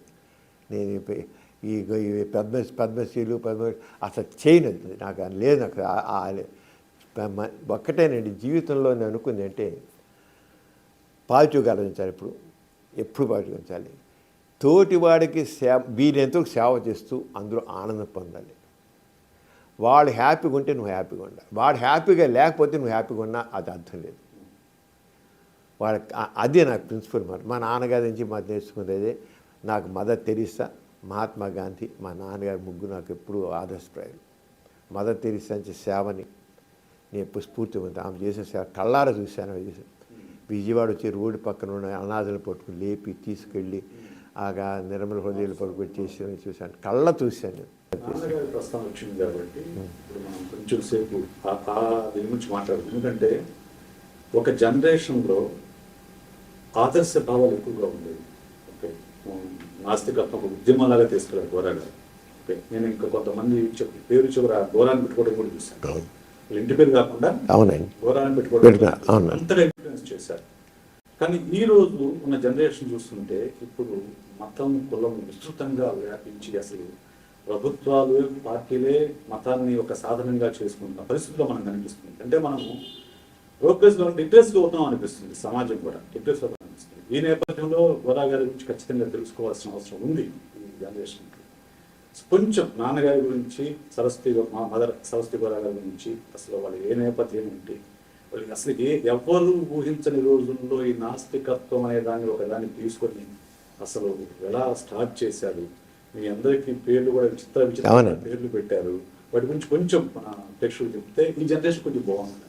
నాన్నగారు అఫ్కోర్స్ సైన్స్ గ్రాడ్యుయేట్ అండి, బయాలజీ చేశారు. ఆయన బయాలజీ ప్రొఫెసర్గా ఉండేవారు. ఆయన మొట్టమొదటి పెద్దాన్ని ఎందుకు ఏమిటి ఎలా అని అది మొట్టమొదటి ఉంది ఆయనకి. లాజిక్ ప్రతిదీ సైంటిఫిక్ ఆలోచన, శాస్త్రీయ విజ్ఞానం, శాస్త్రీయ దృక్పథం అటువంటి ఉండేది. పెద్దాన్ని ఒక గ్రహణం వచ్చింది. గ్రహణం రోజు అందరూ ఏదో అందరూ గర్భిణీ స్త్రీలు ఇళ్లలో ఉండాలి, బయటకు వస్తే ఏదో అవుతుంది. సైన్స్ చదువుకున్నారు, గ్రహణం మురుస్తుంది. ఆయన చదువుకున్నారు, గ్రహణం ఏంటో తెలుసు, ఎలా ఏంటో గ్రహణం తెలుసు. ఈ గ్రహణం మురి అనేది మీనింగ్లెస్. ఇళ్లలో ఉన్న అర్థం లేనిది. మా అమ్మ గర్భిణి ఫస్ట్ డే ఉంది, కొలంబోలో ఉన్నారు. అక్కడ బుద్ధిస్టులు, క్రిస్టియన్స్ వాళ్ళందరూ బయట తిరుగుతున్నారు గ్రహణంలో, హిందువులు మాత్రం ఉన్నారు. నాన్నగారు చెప్పారు, మరి వాళ్ళందరూ చేస్తారు, ఏంటి దీంట్లో గ్రహణం అంటే ఇలా మామూలుగా సూర్యుని చుట్టూ భూమి చుట్టూ చంద్రుడు తిరుగుతుంటాడు, సూర్యుడికి భూమికి మధ్య చంద్రుడు అడ్డం వస్తే సూర్యగ్రహణం వస్తుంది, అంతే గ్రహణం. ఇది గ్రహణం అంటే అలా అడ్డు వచ్చేవాడు ఒక ఏకకక్షలో వచ్చేవాడు జరుగుతాయి నేను అని ఇలా చెప్తే నన్ను ఒప్పుకుంది. నాగ ప్రతి అర్థం చక్కగా చెప్తాను. నాగ చేసే చక్కగా మా పెద్దకే ఎటువంటి గ్రహణం ఏమో లేకుండా శుభ్రంగా ఇప్పటికీ 90 సంవత్సరాలు మా పెద్దక్కకి. మనోరమ అని పెడతాను. మొట్టమొదటి నాన్నగారి స్నేహితులు పెట్టారు పేరు, ఫస్ట్ చైల్డ్కి కొలంబోలో ఉండేది మనోరమ అని నాన్నగారి ఫ్రెండ్స్ పెట్టారు పేరు. తర్వాత అక్కడి నుంచి నాన్నగారు చేశారంటే ఇంకా ఆలోచించి చదివారు బాగా, ఏమిటి ఇవన్నీ ఇలాగేంటి, ఈ మతాలు ఏంటి, ఈ కులాలు ఏంటి, ఇదంతా ఏమిటి అనేది. అక్కడి నుంచి నాన్నగారి జంధ్యం, ఈ కులాలేంటి, ఈ జంధ్యం నాన్నగారు వేసారంటే పరమ సనాతన కుటుంబంలో పుట్టారు మా నాన్నగారు. మా తాతగారు మహాదేవ శంభో అని గోపరాజు వెంకట సుబ్బారావు గారు, కానీ మహాదేవ శంభో ఆయన పెద్ద శివభక్తులు. ఆయన 70 పైగా శివరాత్రులు చేశారు, చాలా గొప్ప చేశారు. ఆయన శివతాండం చేస్తే దద్దరిలా చేసేవాళ్ళు. ఆయనకి అనేక వందల మంది భక్తులు ఉండేవాళ్ళు. నాన్నగారు మరి అలా మొట్టమొదటి ఈయన కూడా శివతాండం చేసిన వాళ్ళే. అలాంటి వాళ్ళు ఏంటి ఇదంతాను ఇలాగనుకున్నారు. అక్కడి నుంచి ఎప్పుడైతే కొంచెం యోగాంతం ఉంటారో నాన్న తిరగబడి చేసి నాన్నగారు జంజం తీసివేశారు. తీసేగానే మా తాతగారు ఇంట్లో పంపించారు. నేను ఈ కులాలు ఇవన్నీ మా కల్పితాలు, ఈ డిఫరెన్స్ అగ్రకుల సూర్యుడు ఒప్పుకొని నేను అని చెప్పేసి అని తీసేస్తే నా తాతగారు ఇంటికి పంపున్నారు. 6 నెలల మా మొదటి చెల్ల బిడ్డని ఎంటేసుకుని నాన్నగారు బయటకు వచ్చారు. రాగానే అదే టైంలో ఆ పిఆర్ కాలేజీలో లెక్చరర్గా పనిచేస్తుంటే అప్పుడు ఒక రాతపత్రిక ఉండేది. ఆ విద్యార్థి రాతపత్రిక దాంట్లో దేవుడు లేదు అని ఒక ఆర్టికల్ రాశారు. అది బ్రహ్మ సమాజం పేపర్. అది దాంట్లో బ్రహ్మ సమాజం కాలేజీ ఇది. ఆ బ్రహ్మ సమాజం కాలేజీలోనే నాన్నగారు ఒక రాతపత్రుడు దేవుడు లేదు, దేవుడేదో భావం, దేవుడు మగాడేదో ఆడలేదు, దేవుడేదో ఒక అభిప్రాయం, అది దేవుడు లేదు అని రాశారు. రాసరికల్లా వాళ్ళు ఉద్యోగం తీశారు. తాతగారు ఇంట్లో పంపించారు. ఇక ఉద్యోగం ఊడిపోయింది. ఆ పిల్లలు వేసుకుని బయటకు వచ్చి ఒక స్నేహితులు ఇంటి మీద గడప మీద కూర్చున్నారు. అక్కడి నుంచి హరిజనవాడలోకి వెళ్ళారు. వచ్చిన సూర్యకాంతి పెట్టారు. ఆ పెట్టి అది ఒక సోషలిస్ట్ భావాలతో సూర్యకాంతి నడిపారు. మళ్ళీ ఉద్యోగంలో జాయిన్ అయ్యారు, వేరే విషయంలాగా. అక్కడ అడుగొడుక్కి నాన్నగారు ఉద్యోగంతో పడు కనీసం చివరికి నాస్తికత మాట్లాడగలేదు. బందర కాలేజీలో జాయిన్ అయ్యారు. జాతీయ బందర కాలేజీలో ఉద్యోగం నాస్తికత మాట్లాడగలేదన్నారు. ఉద్యోగం తీశారు. ఉద్యోగం తీశారన్నారు. ఆ రంగా ప్రతిదీ ఆయన నమ్మిన దాన్ని గట్టిగా సిద్ధాంతం అంటే కులాల పేరు. ఆయన పేరు గోపరాజు రామచంద్రరావు, నాన్నగారి పేరు. కులం మొత్తం మంచిగా ఉండకూడదు. అంటే గోపరాజు రామచంద్రరావు గోర అని పేరు మార్చేసుకున్నారు. ఇంటి పేరు తీసి పరిస్థితి అని తీసారు. కేవలం గోరాన్ని రిజిస్టర్ చేసేసుకున్నారు. అక్కడి నుంచి నాన్నగారు ఇంకా పేరు మా అందరి పేర్లు, మా పెద్దక్క పేరు మాత్రం మనోరమని స్నేహితులు పెట్టారు నాకు ఉంది. మా రెండోసారి ఉప్పు సత్యాగం జరుగుతున్న మా లవణ పెద్దన్న పెట్టారు, లవణం అని పెట్టారు. అప్పటికే గాంధీ గారి ప్రభావం నాన్నగారు వచ్చింది బాగా, స్వామి గారు. తర్వాత మా మైత్రికాయ పుట్టింది అక్కయ్య, గాంధీ ఇంపాక్ట్ మైత్రి పేరు పెట్టారు. తర్వాత గాంధీ గారు బేసిక్ ఎడ్యుకేషన్ ప్రవేశపెట్టారు, దాని విద్య అని పేరు పెట్టారు. దాని చెన్నిపాటి విద్యని విజయవాడ పార్లమెంట్ 2 సార్లు పార్లమెంట్ మెంబర్గా కూడా ఉంది. తర్వాత నాన్నగారికి అప్పుడు కాంగ్రెస్తో చాలా యాక్టివ్గా ఉండేవారు. అప్పుడు అన్ని రాష్ట్రాలు కాంగ్రెస్ విజయం సాధించి అప్పుడు విజయం అని పెట్టారు. నేను సెకండ్ వరల్డ్ 1939 అటు పుట్టాను. అంటే సమరం పెట్టారు. నా తర్వాత హిట్లరు, ముసోల్ని, స్టాలిన్ టైంలో మా తమ్ముడు నియంత్రణ పెట్టారు. మా నాన్నగారు మా ఫ్యామిలీ మెంబర్స్ అంతా జైలుకి వెళ్ళారు స్వాతంత్ర్యం కోసం. జైలుకి వెళ్తే అప్పుడు జస్ట్ స్వాతంత్ర్యం వచ్చే ముందు మా చెల్లెలు పుట్టింది మారు, తన డాక్టర్ మారు నాతో కలిసి పనిచేస్తారు. మారు అని పేరు పెట్టారు. చివరి చేయలేదు నవ్వు అని పేరు పెట్టారు. 9 పెట్టారు. మా నాన్నగారిలో మళ్ళీ హాస్యం ఉండేది చాలా సొంతంగా. ఇప్పుడు 9 పెట్టాను, తర్వాత ఏం పెడతారనే వాళ్ళు. నవ్వు పెడితే 10వ చేయలు పెడితే దశ పెడతాను, ఆ పైన బస్ అని పెడతానే వాళ్ళు. బస్ అని పెడతాను ఇంకా అంతే, ఇంకా అంతే అనేవాళ్ళు. సరే అప్పుడు 6 రోజులు అప్పుడు ఇంక ఆపరేషన్ లేవు, తల మొత్తం చేసేసారు, వ్యాసకి ఏం చేశారు.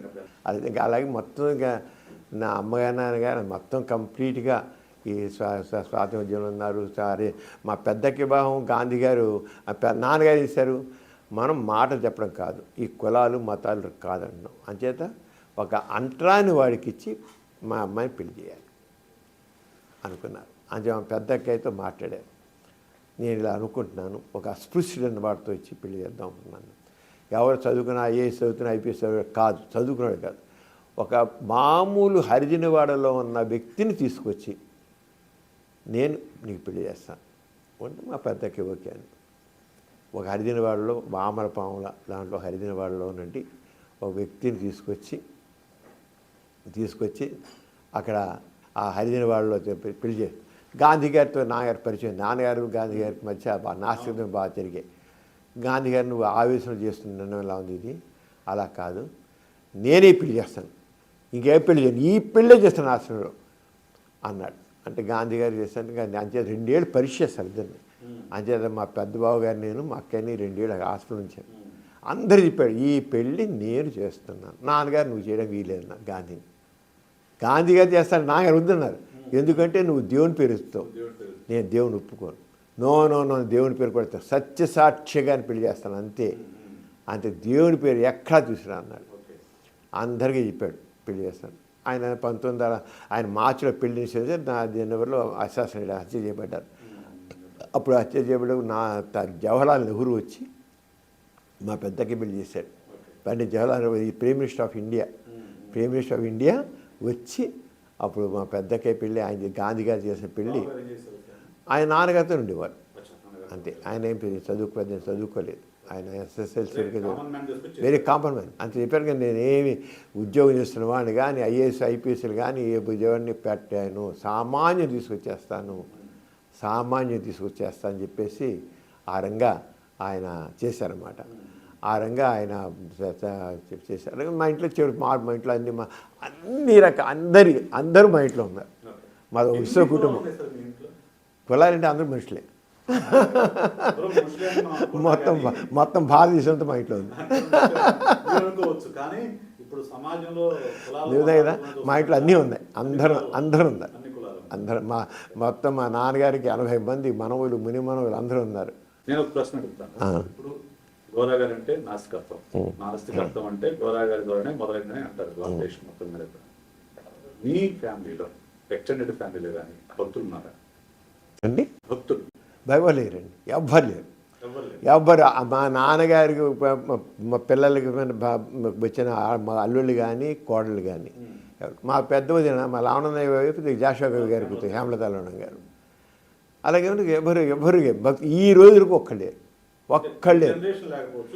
ఎవరు. ఇప్పుడు నాన్నగారికి మా కొడుకులు కూతుళ్ళు మనవలు ముని మనవల్లాగా ఉన్నారు. 5 జనరేషన్స్ ఉన్నాయి. 5 జనరేషన్స్ ఒక్కడు కూడా ఇంతవరకు భక్తులు లేరు ఎవరు. అందరూ కూడా గోరగారి మాట. ఎందుకంటే నాస్తికత్వం అనేది ప్రాక్టికల్, మానవతావాదం, మనిషి విలువ ఇచ్చేది, మనిషి గౌరవం ఇచ్చేది. అంచేత అసలు నాస్తికుడు అయిన వాడు ఎవడు కూడా నిజంగా నాస్తికుడు అయితే మాత్రం ఎవడు ఆస్తికుడు అవ్వలేడు. ఇంకోటి సార్, గాంధీ గారి అంటే అప్పుడు స్టార్ హార్ట్ అసలు గాంధీ గారితో అంత సన్నిహితంగా ఉన్న గోరా గారు వ్యక్తిగత వాదోపదాలు తీసి లెటర్స్ రాసుకున్న గోరా గారికి ఆ స్థాయిలో గుర్తింపు రాదని నేను అనుకుంటున్నాను. అసలు గుర్తింపు కోసం ఎవరు ఆ నాన్నగారు మేము ఎవరు కూడా కోరుకున్నారని నేను అంటలేదు. కానీ ఆ స్థాయిలో, ఎందుకంటే ఆ ఉద్యమం ఆ స్థాయిలో కొనసాగటం కానీ జరగలేదేమో అనిపిస్తుంది నాకు. నాస్తికత్వ ఉద్యమం తర్వాత అండి అంటే ఒక వ్యక్తి యొక్క వ్యక్తిత్వం అందరూ అంత వ్యక్తిత్వం అనేది అంత టాలెంట్ లేకపోవచ్చు. కానీ మీ ఎవరు చేయగల వీళ్ళు మేము చేస్తూనే ఉన్నాం. ఇప్పుడు నేను చేయగలంతా చేస్తున్నాను. మేము యూట్యూబ్ ఛానల్స్ పెట్టాను, 20 యూట్యూబ్ ఛానల్స్ పెట్టాను. దాంట్లో పాజిటివిజం గురించి హిందీ ఛానళ్ళు, ఇంగ్లీష్ ఛానళ్ళు, తెలుగు ఛానల్ 3 ఛానల్స్ ఉన్నాయి. ఎథిక్స్ సెంటర్ ఉంది, ఎథిక్స్ బులెటిన్ ఉంది. ఇతీజ బిల్టన్లో రెగ్యులర్ నాస్తికత్వం చెబుతున్నాను చేస్తున్నాం. పుస్తకాలు వేసాం. మా లావణ్య వాళ్ళు చేశారు. లావణ్య అయితే మా పెద్దన్నయ్య వాళ్ళు అయితే శూర్పం దొంగల సంస్కరణ చేశారు, దేవదాసి చేశారు. తర్వాత అంటే ఎవరి లెవెల్లో చేస్తున్నారు, తాహతులు అంతే. అది మీ అందరూ కొన్ని కరెక్టే. మీకు ఎందుకంటే కనబడుతుంది, పెద్ద వ్యక్తి కనబడుతున్నారు, వాళ్ళతో కంపేర్ చేస్తారు మీరు. ఆ కంపేర్ చేసి ఆ ప్రశ్న కరెక్టే, కానీ ఆ ప్రశ్న తగ్గట్టు మీరు ఏమని చెప్పాల్సి వస్తుంది అంతే. నాస్తిక మార్గం వస్తుంది. ఎథిస్ట్ పేపర్ నేను ఢిల్లీలో ఉన్నప్పుడు నాస్తిక సబ్స్క్రైబర్ని నా పేరు మార్చడానికి కూడా గోదావరి ప్రభావం ఉంది. Very good. అందుకే మళ్ళీ అడిగా మీ పేరు మార్చుకున్నారని. ఇది డిఫరెంట్గా ఉంది కనుక నేను మొత్తం ప్రశ్న సజీవ్ మళ్ళీ వేసాను నేను మార్చుకున్నది. ఎందుకంటే ఆ క్యాస్ట్ దేవుడి పేరు క్యాస్ట్ నేము సర్నేమ్ మొత్తం తీసేస్తే మిగిలిన పేరు మీరు అన్నారు ఇంకా సమాజం వెనక్కి వెళుతోందా అని అన్నారు, కానీ లేదండి. ఇప్పుడు యూత్ చాలా ఇదిగా ఉంది. అయితే అంటే అంత ధైర్యంగా చెప్పలేట్లే, కానీ వాళ్ళ పూర్వకాలంలాగా అంత మూఢ విశ్వాసం లేదు మనుషుల్లో. ఒక తిరుపతి వెళ్ళే వాళ్ళు ఉన్నారు, వెళ్తున్నారు, కానీ ఊరు వెళుతున్నారు అంతే. ఒక సాంప్రదాయంగా ఒక ఊరి వాళ్ళు చూస్తున్నారు, ఒక ఆచారంగా చెయ్యాలి. అంతే జరుగుతున్నాయి, కొన్ని జరుగుతున్నాయి, అవి కొన్ని కానీ పూర్వకాలం లేదు. మీరు చూడండి, రాబోయే నాస్తికత్వం అంది. నాస్తికత్వం ద్వారానే సమాజం ముందుకు వెళుతుంది, ఆస్తికత్వం ద్వారా సమాజం ముందుకు వెళ్ళదు. అంటే తప్పనిసరిగా రాబోయే నాస్తికత్వం అందే నేను ఖచ్చితంగా ఘంటాపదం చెబుతున్నాను. మీరు పోయి ఎన్నో దేశాలు మీరు వెళ్తే ఎన్నో దేశాలు నాస్తికత్వం నాస్తికులు పెరిగిన దేశాల్లోనే సంతోషంగా ఉంటారనేది మాకు సర్వేలన్నీ కూడా చెప్తున్నాయి, హ్యాపీనెస్ ఇండెక్స్ అన్ని కూడా చెప్తున్నాయి. కానీ నా అబ్జర్వేషన్లో మన దేశంలో ఇవి ఇప్పుడు కారణం ఏంటంటే అండి, పొలిటికల్ లేవుగా ఓట్ల కోసం ఇవన్నీ వలేదండి. కేవలం ఓట్ల కోసం ఇప్పుడు ఇక మన మోడీ గారైనా రామ మందిరం అనేది కానీ ఇంకోటి కానీ అంతా కూడా ఒక మతం వాళ్ళని పట్టుకొని వాళ్ళ ఓట్లు క్యాచ్ అంతా ఈ కులాన్ని పట్టుకోవడం చేయడం అంతా కూడా కులతత్వం. ఇప్పుడు కులాల పట్టు తప్పింది, కులోన్మాదం పెరిగింది. మతం అసలు అందరు మనుషులు హాయి అందరు కలిసి ఉంటున్నారు. పూర్వకాలం అయితే ఒక హరిజనులు వచ్చి ఒక అందరు అంటారా బ్రాహ్మణుడితో కూర్చొని భోజనం చేయగలేవాడు కాదు, వాళ్ళ వీధులు నడిచేవాడు కాదు. కూడా కలిసి వాళ్ళ ఇంట్లోనే ఉంటున్నారు, ఇంట్లో పని చేస్తారు, అని చేస్తున్నారు, పెళ్ళిళ్ళు కూడా చేసేసుకుంటున్నారు. అది పూర్వకాలం లేదది, ఆ పట్టు పోయింది, కుల తత్వం వస్తుంది. అవంతా రాజకీయాలు ఈ రాజకీయాలు ప్రభుత్వాలే ఈ పార్టీలే ఈ కులోన్మాదాన్ని మొత్తం పెంచుతున్నాయి. అందుకనే కావాలి చైతన్యం, ప్రజల్లో ఆ చైతన్యం తీసుకొస్తే వస్తుంది, ఖచ్చితంగా వస్తుంది. ఇలా ఉండదు, తప్పకుండా ఎలా అయితే ఫ్రెంచ్ విప్లవం వచ్చిందో ఆ రంగానే విప్లవం వస్తుంది. వీటికి ఇలాంటి వాటి కూడా ఒక రకమైన సాంస్కృతిక విప్లవం వస్తుంది. ఆ సంస్కృతం వచ్చినప్పుడు ఇవన్నీ కొట్టుకుపోతాయి. ఇప్పుడు ఈ జనరేషన్లో వస్తున్న జనరేషన్లో ఈ రిలీజియస్ ఫెనటిజం అనేది పెరిగిందని నాకు అనిపిస్తుంది సార్. ఎందుకంటే ఇంతకు ముందు లేని కులాల పేర్లు వెనక తగిలించుకోవడము, ఇంతకుముందు అమ్మాయిలు లేదు, అసలు అబ్బాయిల్లో మాత్రం కులం పేరు తగిలించుకోవడం ఉండేది. ఇప్పుడు అమ్మాయిలు కూడా తగిలించుకుంటున్నారు. ఓకే, ఇంకోటి పెళ్ళిళ్ళలో కరెక్ట్గా క్యాస్ట్ చూడటం, ఇవన్నీ పెరిగిపోయిందని అనిపిస్తుంది ఈ జనరేషన్లో. మోరోవర్ ఈ మీడియా వచ్చిన తర్వాత, సోషల్ మీడియా వచ్చిన తర్వాత ఈ మతానికి సంబంధించిన ఛానల్స్ కానివ్వండి, యూట్యూబ్ ప్రతి ఛానల్లో మతానికి సంబంధించిన ప్రోగ్రామ్స్ పెట్టడము. ఇక యూట్యూబ్ ఛానల్స్ చెప్పే లేదు, పొద్దున్న లేగిస్తే ఏది తినేటప్పుడు ఇటువైపు కూర్చోవాలి, లేకపోతే నిద్రపెట్టి ఇటువైపు పడుకోవాలి. ఆయన ఇప్పుడు పుష్కరాలప్పుడు ఎలా మట్టి ఎలా వెనక్కి ఇంటి కూడా వీటి మీద కూడా కొన్ని లక్షల మంది చూస్తున్నారు సార్. మరి దీనికి తీకొట్టడానికి ఒక ఎథీస్ట్ చెప్పాలంటే God father of atheism in India దొరా గారి కుమారులుగా, అలాగే ఎథీస్ట్ సెంటర్గా మనం ఏం చేయొచ్చు, ఏం చేస్తున్నారు, సొసైటీ ఏం చేయొచ్చు? ఇప్పుడు ఏంటి ఒక ఫ్యాషన్ అయిపోయిందంట. నేను పేర్లు వెనకాతల చౌదరి, రెడ్డి, నాయుడు ఇవన్నీ ఇలా పెట్టుకోవడానికి ఒక ఫ్యాషన్ అయిపోయింది. ఎందుకంటే అన్నిటికీ పొలిటికల్ గెయిన్స్ ఉంటున్నాయండి. ప్రతి వాళ్ళకి పొలిటికల్ గెయిన్స్ కావాలి, పొలిటికల్ రికగ్నిషన్ కావాలి, వాళ్ళ వెనకాల 10 మంది మనుషులు ఉండాలి. ఇప్పుడు ఫాలోయర్స్ అనేది కావాలి. ఆ పూర్వకాలం ఇండివిజువల్గా ఒక రికగ్నిషన్ ఉంటూ పెరిగేవాడు. ఇప్పుడు అలా కాకుండా ఫాలోయర్స్ అనేది పెంచుకోవాల్సి వస్తుంది. ఆ ఫాలోయర్స్ కావాలంటే వాడు నాయుడు అయితేను, రెడ్డి అయితేను, చౌదరి అయితేను అట్లా ఫాలోయర్స్ గ్రూప్గా ఉంటుంది. అది దాని రికగ్నిషన్ కోసం ఒక గ్రూప్ మెంటాలిటీ, ఒక మాబ్ మెంటాలిటీ లాగా ఈ గ్రూప్ మెంటాలిటీ డెవలప్ అవుతుంది. దానివల్ల ఈ రకమైన చెప్పాలంటే ఒక ట్రెండ్ ఇది ఎప్పుడు ఉండదు, ఎంతో కాలం ఉండదు. ఇది పొలిటికల్ గెయిన్స్ ఇవన్నీ వీళ్ళంకాతల పొలిటికల్ పార్టీలు కూడా ఆరంగానే ఈ పలానా పార్టీ పలానా చౌదరిది, పలానా పార్టీ రెడ్డిది, పలానా కాపులది, పలానా లీడర్ కాపు లీడరు, పలానా చౌదరి లీడరు, పలానా రెడ్డి లీడరు, ఇలాగా పార్టీల వాళ్ళు కూడా పార్టీకే సలహాన్ని ముద్ర పడిపోతారు. అవన్నీ ఇప్పుడు ఏంటి పొలిటికల్గా గెయిన్స్ కానీ, రికగ్నిషన్ కానీ, బెనిఫిట్స్ కానీ అన్నిట్లో అలా ఉంటేనే వస్తున్నాయి. మరి ఇప్పుడు ఈ బాబాలు కనుక ఏంటి సార్? జగ్గి వాసుదేవ్ ఉన్నాడు, శ్రీ రవిశంకర్ ఉన్నాడు, రకరకాల మంది బాబాలు ఉన్నారు. వీళ్ళు కొన్ని వేల కోట్ల సామ్రాజ్యాన్ని సృష్టించారు. అవును వీళ్ళ అప్పట్లో ఒక సత్యసేవ ఒకటే ఉండేవాడు. ఇప్పుడు ఒక రాష్ట్రానికి ఒక బాబా తయారయ్యారు. వేల కోట్ల వీళ్ళందరూ కూడా పొలిటికల్గానే వీళ్ళు డెవలప్ అవుతున్నారు. పొలిటికల్ గెయిన్స్ కోసం బాబాలు పెంచుతున్నారు. ఒక పొలిటికల్ లీడర్ పెడతాడు, వాడిని పెంచుతాడు, వాడు లీడర్ అంటే వాడిని పెంచుతుంటే వాడి వల్ల వీళ్ళకి లాభం ఉంటుంది. వాళ్ళు వీళ్ళ పొలిటికల్గా ఉన్న ఆస్తులు వల్ల దాస్తున్నారు. ఒక రకంగా చెప్పాలంటే ఈ బాబాలు, స్వామీజీలు ఈ పొలిటికల్ లీడర్స్ యొక్క డబ్బులు దాచిపెట్టడం కోసం, ఎలక్షన్ టైంలో డబ్బులు దాచిపెట్టి ఇంకో చోట లాభం లేదు. వాళ్ళ కోట్లు ధనం దాచిపెట్టి వీళ్ళు చెప్పాలంటే ఒక రకంగా చెప్పి నిజమైన ఒక ధార్మిక ప్రచారం కాదంట నేనైతే. దొంగ స్వాములు వారు వీళ్ళందరూ పొలిటికల్గా వాళ్ళు ఆ లీడర్ ఏమో ఆ పార్టీ వాడో, ఆ లీడర్ వాడో, లేదా టీము వాడు మినిస్టరో వీడిని పెంచుతున్నాడు, వాడికి వీడు అందుతుంటున్నాడు. ఇదంతా పరస్పర ఆశ్రితాలు అన్నమాట. పరస్పర ఆశ్రితాలు. స్వామీజీ వల్ల ఏమో ఆ మినిస్టర్ వల్ల స్వామీజీ ఆరంగా పరస్పర గెలిచి వాడు సామ్రాజ్యాలు నిర్మిస్తున్నారు. వాళ్ళు వీళ్ళు నిస్వార్థంగా చేయట్లేదు. వెనకాత మీరు వెనకాత తీస్తే చాలా వీళ్ళ వెనకాల గూఢాచారాలు చాలా ఉన్నాయి. ఈ ఆధ్యాత్మికం అనే పేరుతో వాళ్ళు చూశారు. మీరు ఎన్ని రకాల స్వామీజీలు, ఎన్ని రకాల మోసాలు, ఎన్ని రకాల చివరికి పోయి డేరా బాబాలు వీళ్ళందరూ రేపు జైల్లో కూర్చుని ఎలా ఉన్నా చేసేవాళ్ళు, ఇన్ని మర్డర్స్ చేసేస్తున్నారు. ఎన్ని చేస్తే వాళ్ళ సామ్రాజ్యాలు నిలబెట్టడం కోసం వెనకాల పొలిటికల్ సపోర్ట్ వీళ్ళందరికీ. అంతే పూర్వకాలంలాగా అనుకోవడం లేదు. అది ఇప్పుడుంది అంత పొలిటికల్ అండి, పొలిటికల్ గెయిన్స్, రాజకీయమైన ఇవన్నీ కూడా అంతే.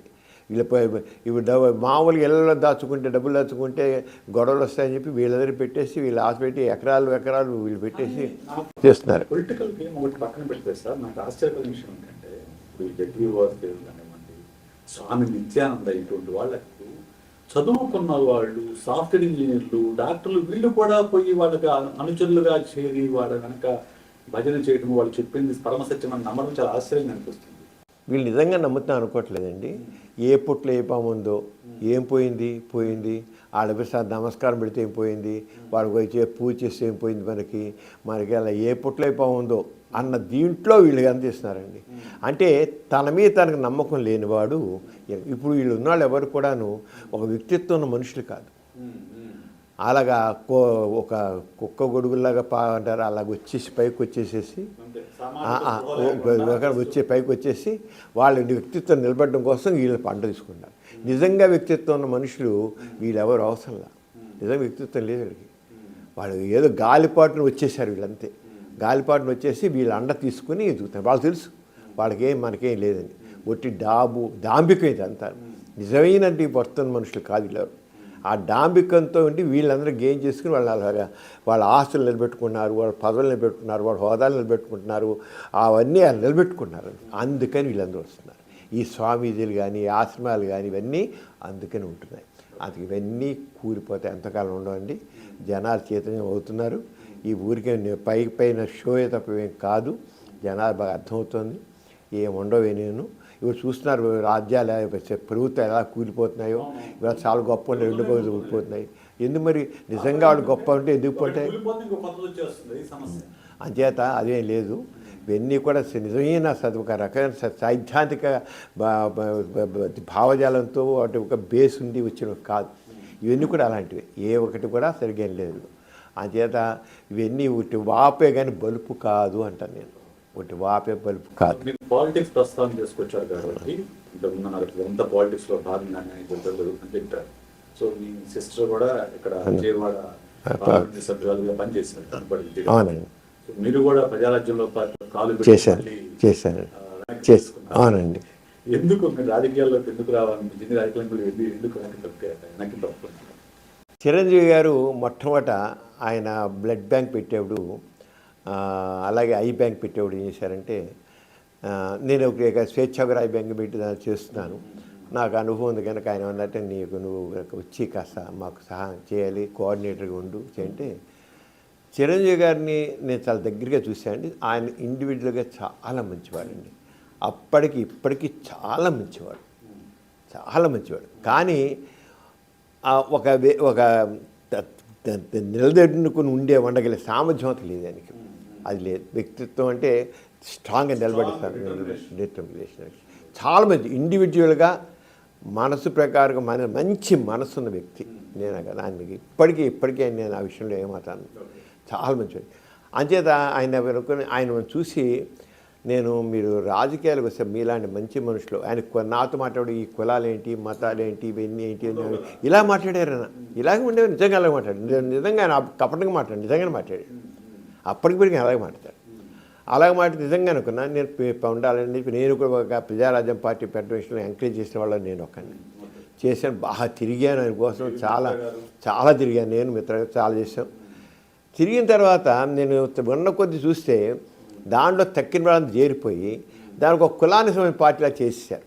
చివరికి ఎంతవరకు వెళ్ళిపోయారంటే వాళ్ళు చాలామంది నన్ను కూడా నాయుడు గారు అని పిలవమని ఉంటారు. వాళ్ళ పార్టీని ఒక కులానికి ఆపాదించడమే కాకుండా దాంట్లో ఉన్న వ్యక్తులు కూడా నాయుడు గారే అని నన్ను నాయుడు గారు పిలిచారు. నాయనో ఇదంతా ఇంత మనం ఏ కులం లేని మతం లేని మానవులంతా ఒకటి అనుకోవడం, ఒక నాయుడు అని పిలిపించుకోవడం ఏంటి?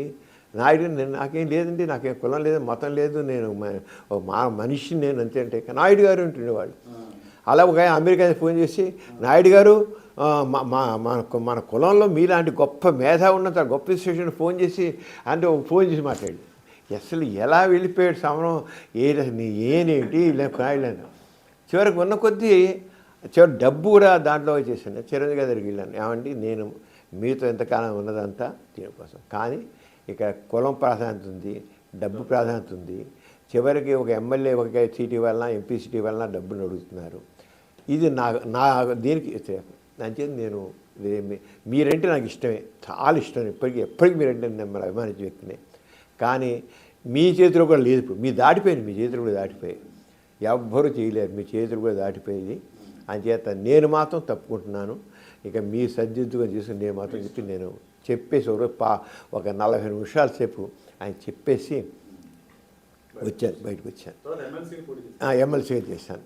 ఎమ్మెల్సీ అక్కడ బాగా డబ్బు ప్రభావం చూశాను. గ్రాడ్యుయేషన్ కమిటీ దాంట్లో చేశాను. నేను చేస్తే అక్కడ చూశాను మనం ఓటర్స్ డబ్బులు పుచ్చుకుంటున్నారని అనుకుంటున్నాం కానీ గ్రాడ్యుయేట్స్ కూడా డబ్బులు పుచ్చుకున్నారు. నేను వెళితే ప్రతి చోట ఫలానా అయినా మాకు సెల్ ఫోన్ ఇస్తా అన్నాడు, మీకు ఓటు వేయాలి కానీ మీరు ఏమి ఇస్తారు మాకు అని అడిగారు.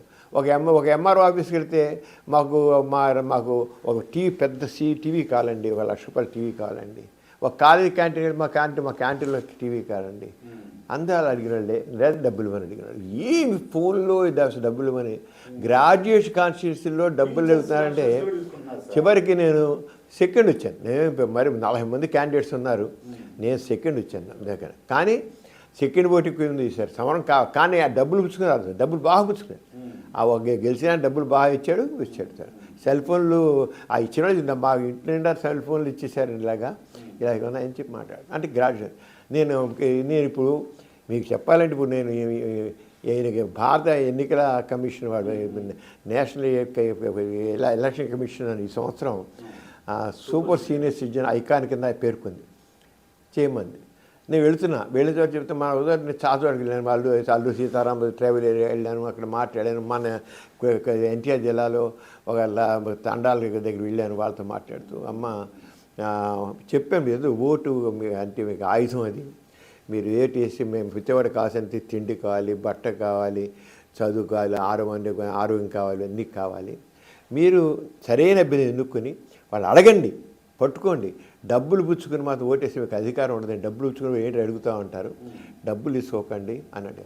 అసలు ఒకసారి ఓటేసిన తర్వాత ఎవడు వచ్చి కనబడండి మా దగ్గరికి రాడు. మీరు చెప్పారు మేము డబ్బులు తీసుకుని మానేస్తాం ఓటేస్తాం కొన్ని వేసిన మళ్ళీ రాడు. ఇంకెందుకు అది వచ్చే కాస్త ఆ 1000-2000 వదులుకోవడం దేనికండి, ఆ బట్టలు వదులుకోవడం దేనికండి, ఎట్లా అని రాడు. మీరు చెప్పిన ప్రకారం నేను డబ్బులు పుచ్చుకుంటాం కానీ పుచ్చుకోవడం మానేస్తాం. వాడు రాడు, ఎట్లా అని రాడు. మీరు లాభం వచ్చిన దానికి మళ్ళీ ఎట్లా అని రాడు కదా, మేము పుచ్చుకుంటామండి తప్పేంటి అన్నాడు. ఇంకేం అది ఆన్సర్ లేదు. కానీ అయినా సరే చెప్పాను, లంచం పుచ్చుకోవడం తప్పు, లంచం ఇవ్వడం కూడా అంతే తప్పు. అలాగే మీరు మీకు అధికారం ఇవ్వాలి అనుకుంటున్నారు, మీరు అధికారం కోల్పోతున్నారు. ఓటు ఒక ఆయుధం, మీకు కాసం ఎన్నుకోవాలని చెప్తున్నాను. తిరుగుతాను. ఆంధ్రప్రదేశ్ ప్రభుత్వం వాలంటీర్స్ వ్యవస్థ ద్వారా ప్రతి గ్రామానికి చేస్తుంది. అది ఎప్పుడు మెచ్చుకుంటారు, బాగానే ఉంది, అది బాగానే ఉంది, అలా కూడా చెప్తున్నారు. కానీ ఇంకా వాళ్ళ కోరికలు చాలా ఉన్నాయి. వాళ్ళకి మాకు మంచినీళ్ళు రావట్లేదు, మా రోడ్లు సరిగా లేవు, మాకు ప్రయాణ సౌకర్యాలు లేవు, బస్సు లేదు. మారుమూల ప్రాంతాల వాళ్ళని ఇవే చెప్తున్నారు, ట్రైబల్ ఏరియాస్ అంతే. అలాగే చదువుకున్న పట్టణాలు ఇంకండి, ఈ పట్టణాల్లో 55%, 65% ఓటింగ్ ఉంది. అక్కడైతే దాదాపు గ్రామీణ ప్రాంతాలు 80% ఓటేస్తున్నారు. ఇక్కడ వచ్చే 55%, 60% మాటలు చెప్పేవాళ్ళు కానీ ఓట్లు లేరు కదండి. ఎక్స్‌పెషలిస్ట్‌గా అందరికీ తెలుసు, సుపరిచితులు. అలాగే గోరా గారి కుమారులుగా నాస్తికత్వ అని అలాగే ఈ బ్లాక్ మ్యాజిక్ వీటిపై కూడా మీరు చాలా సార్లు చేశారు, చాలా ఉద్యమం లాగా చేశారు. ఓకే, బాణవతి అతడి మీద మేము చేసి మీదకి ఎలా చేసాం, చాలా చేసాం. మీ గురించి అందరికీ తెలుసాను. కానీ నాకు నచ్చింది ఏంటంటే మీరు ఒక 20 యూట్యూబ్ ఛానల్స్ రన్ చేయడం. అంటే ఈ జనరేషన్ లో నేను కూడా మొన్న ఈ మధ్య యూట్యూబ్ ఛానల్ స్టార్ట్ చేశాను. మీరేమో అప్పుడే 20 యూట్యూబ్ ఛానల్ స్టార్ట్ చేసి ఒక దాంట్లోనేమో 711K సబ్స్క్రైబర్స్ ఉన్నారు, ఇంకో దాంట్లో 75K సబ్స్క్రైబర్స్ ఉన్నారు. మెయిన్ మీ ఉన్న ఛానల్స్ పైన ఇలా మీకు ఎందుకు అనిపించింది మీరు యూట్యూబ్ ఛానల్ స్టార్ట్ చేయాలని చెప్పేసి? ఇప్పుడు మనం అది చెప్తే చేంజింగ్ టైం, చేంజింగ్ ట్రెండ్స్ అని వచ్చాడు కల్లా ఇప్పుడంతా సోషల్ మీడియా ఎక్కువ వచ్చేస్తుంది. దాన్ని మనం ఉపయోగించుకోవాలి. ఇప్పుడు మనం ఎప్పుడు కూడా మారుతుంది, దాని ప్రకారంగా మనం కూడా మారాలి, మనం కూడా దాన్ని తీసుకుని వెళ్ళాలండి. ఇప్పుడు చూస్తాం చాలా ఏజ్డ్ పర్సన్స్ ఉన్నారు, చాలామందికి సెల్ ఫోన్ ఉంటుంది, దాంట్లో వాట్సాప్ చూడడం తెలీదు, లేదా వాట్సాప్ పంపించడం తెలీదు, లేదా ఈమెయిల్స్ చూడడం పంపించడం తెలీదు, చూడడం తెలీదు, అలా ఉన్నారు. ఎంతో మారిపోయి చాలా ఫాస్ట్గా డెవలప్ అయిపోతానండి. ఇంత దాన్ని మాత్రం పెద్దవాళ్ళు ఆ డెవలప్ అవుతున్నట్టు దాంతో సైన్స్తో పాటు ఆ యుగంతో పాటు మనం కూడా వెళ్ళాలి, ఎదగాలి తప్పకుండా. అందుకే నేను మా ఎథిక్స్ సెంటర్లో మన ఫిబ్రవరి 28న గోరా టెక్నో హబ్ అని పెట్టాను. దాంట్లో లేటెస్ట్ డెవలపింగ్ టెక్నాలజీని అంతా చెప్పారు, తెలియాలి పెద్దవాళ్ళకని. మీరు రోబోట్ టెక్నాలజీ వచ్చేస్తుంది, నానో టెక్నాలజీ, క్వాంటమ్ టెక్నాలజీ వచ్చేసింది, తర్వాత ఆర్టిఫిషియల్ ఇంటెలిజెన్స్ వచ్చేసింది, డ్రోన్స్ వచ్చేసింది, ఇలా ఎన్ని ఇంత అవన్నీ పెట్టాను. అవన్నీ మొత్తం కాబట్టి మంది చేస్తున్నాం. మన కలెక్టర్గా చేత ఇనాగ్రేట్ చేయించాను. ఆయన వర్కింగ్ మోడల్స్ పెడుతున్నాను నేను. ప్రతివాళ్ళు చదువుకున్నవాళ్ళు ఎవరైనా బతకవచ్చు కాదు. కానీ డెవలపింగ్ సైన్స్ని మనం ఎందుకంటే సైన్స్ ఏమైనా ఇప్పుడు మనం నడిపించేదంట, సైంటిఫిక్ నాలెడ్జ్ కావాలి, సైంటిఫిక్ టెక్నాలజీ కావాలి. నేను మాత్రం ఆ విషయంలో మాత్రం ఇది ఏదైతే పురోగమిస్తుందో దాన్ని మనం తప్పకుండా తీసుకోవాలి. ఆస్తిక ఎథిస్ట్ సెంటర్ కింద కేవలం ఎథిజం మీదేనా లేక మిగతా చాలా ఉన్నాయి, అది చాలా న్యూస్ ఉన్నాయి. ఇక్కడ మహిళలకి స్వయం ఉపాధి నేర్పించడం చాలా ఉన్నాయి. కొంచెం వాటి గురించి కొంచెం ఇప్పుడు ఎథిస్ట్ సెంటర్ ద్వారా మేము చాలా కార్యక్రమం చేస్తున్నామండి. ఇక్కడ గోరా సైన్స్ సెంటర్ ఉంది. ఈ గోరా సైన్స్ సెంటర్ సైన్స్ సంబంధించినవన్నీ ప్రోగ్రామ్స్ చేస్తున్నాం. తర్వాత వాసవి మహిళా మండలి ఉంది, దాని ద్వారా ఉమెన్ అండ్ చైల్డ్ వెల్ఫేర్కి సంబంధించి యాక్టివిటీస్ చాలా చేస్తున్నాం. ఆజంతా మండలి ఉంది, గ్రామీణ ప్రాంతాల్లో డెవలప్మెంట్ ప్రోగ్రామ్స్ చేస్తున్నాం. సంస్కార్ అని ఉంది, సంస్కార్ ద్వారా క్రిమినల్ రిహాబిలిటేషను, సోషల్ రిఫార్మ్స్ ఇవన్నీ చేస్తున్నాం. అలాగే వాసవి నరసింహ ఉంది, హెల్త్ సర్వీస్ అని చేస్తున్నాం. ఇలా రకరకాల యాక్టివిటీస్ ఇవేదే కాదు, అలాగే ఎన్నో సోషల్ రిఫార్మ్స్ కార్యక్రమాలు చేస్తున్నాం. తలలో పని చేసుకొని చేస్తున్నాము. అలా యాక్టివిటీస్, అలా పేపర్లు ఉన్నాయి, పుస్తకాలు ఉన్నాయి, అవన్నీ చేస్తున్నారు. వచ్చే ప్రభుత్వానికి మీ సేవలు మరింత మీ నివేదిక అందిస్తారని, వాటి ద్వారా ఆంధ్రప్రదేశ్లో వైద్య విప్లవం వస్తుందని ఆశిద్దాము. అలాగే మీ అథీస్ట్ సెంటర్ ద్వారా మీ మార్గం నడిచి మరికొంతమంది అథీస్టులుగా మారతారని, సైంటిఫిక్ టెంపర్మెంట్ జీవితాన్ని గడుపుతారని ఆశిద్దాం సార్. నమస్తే అండి.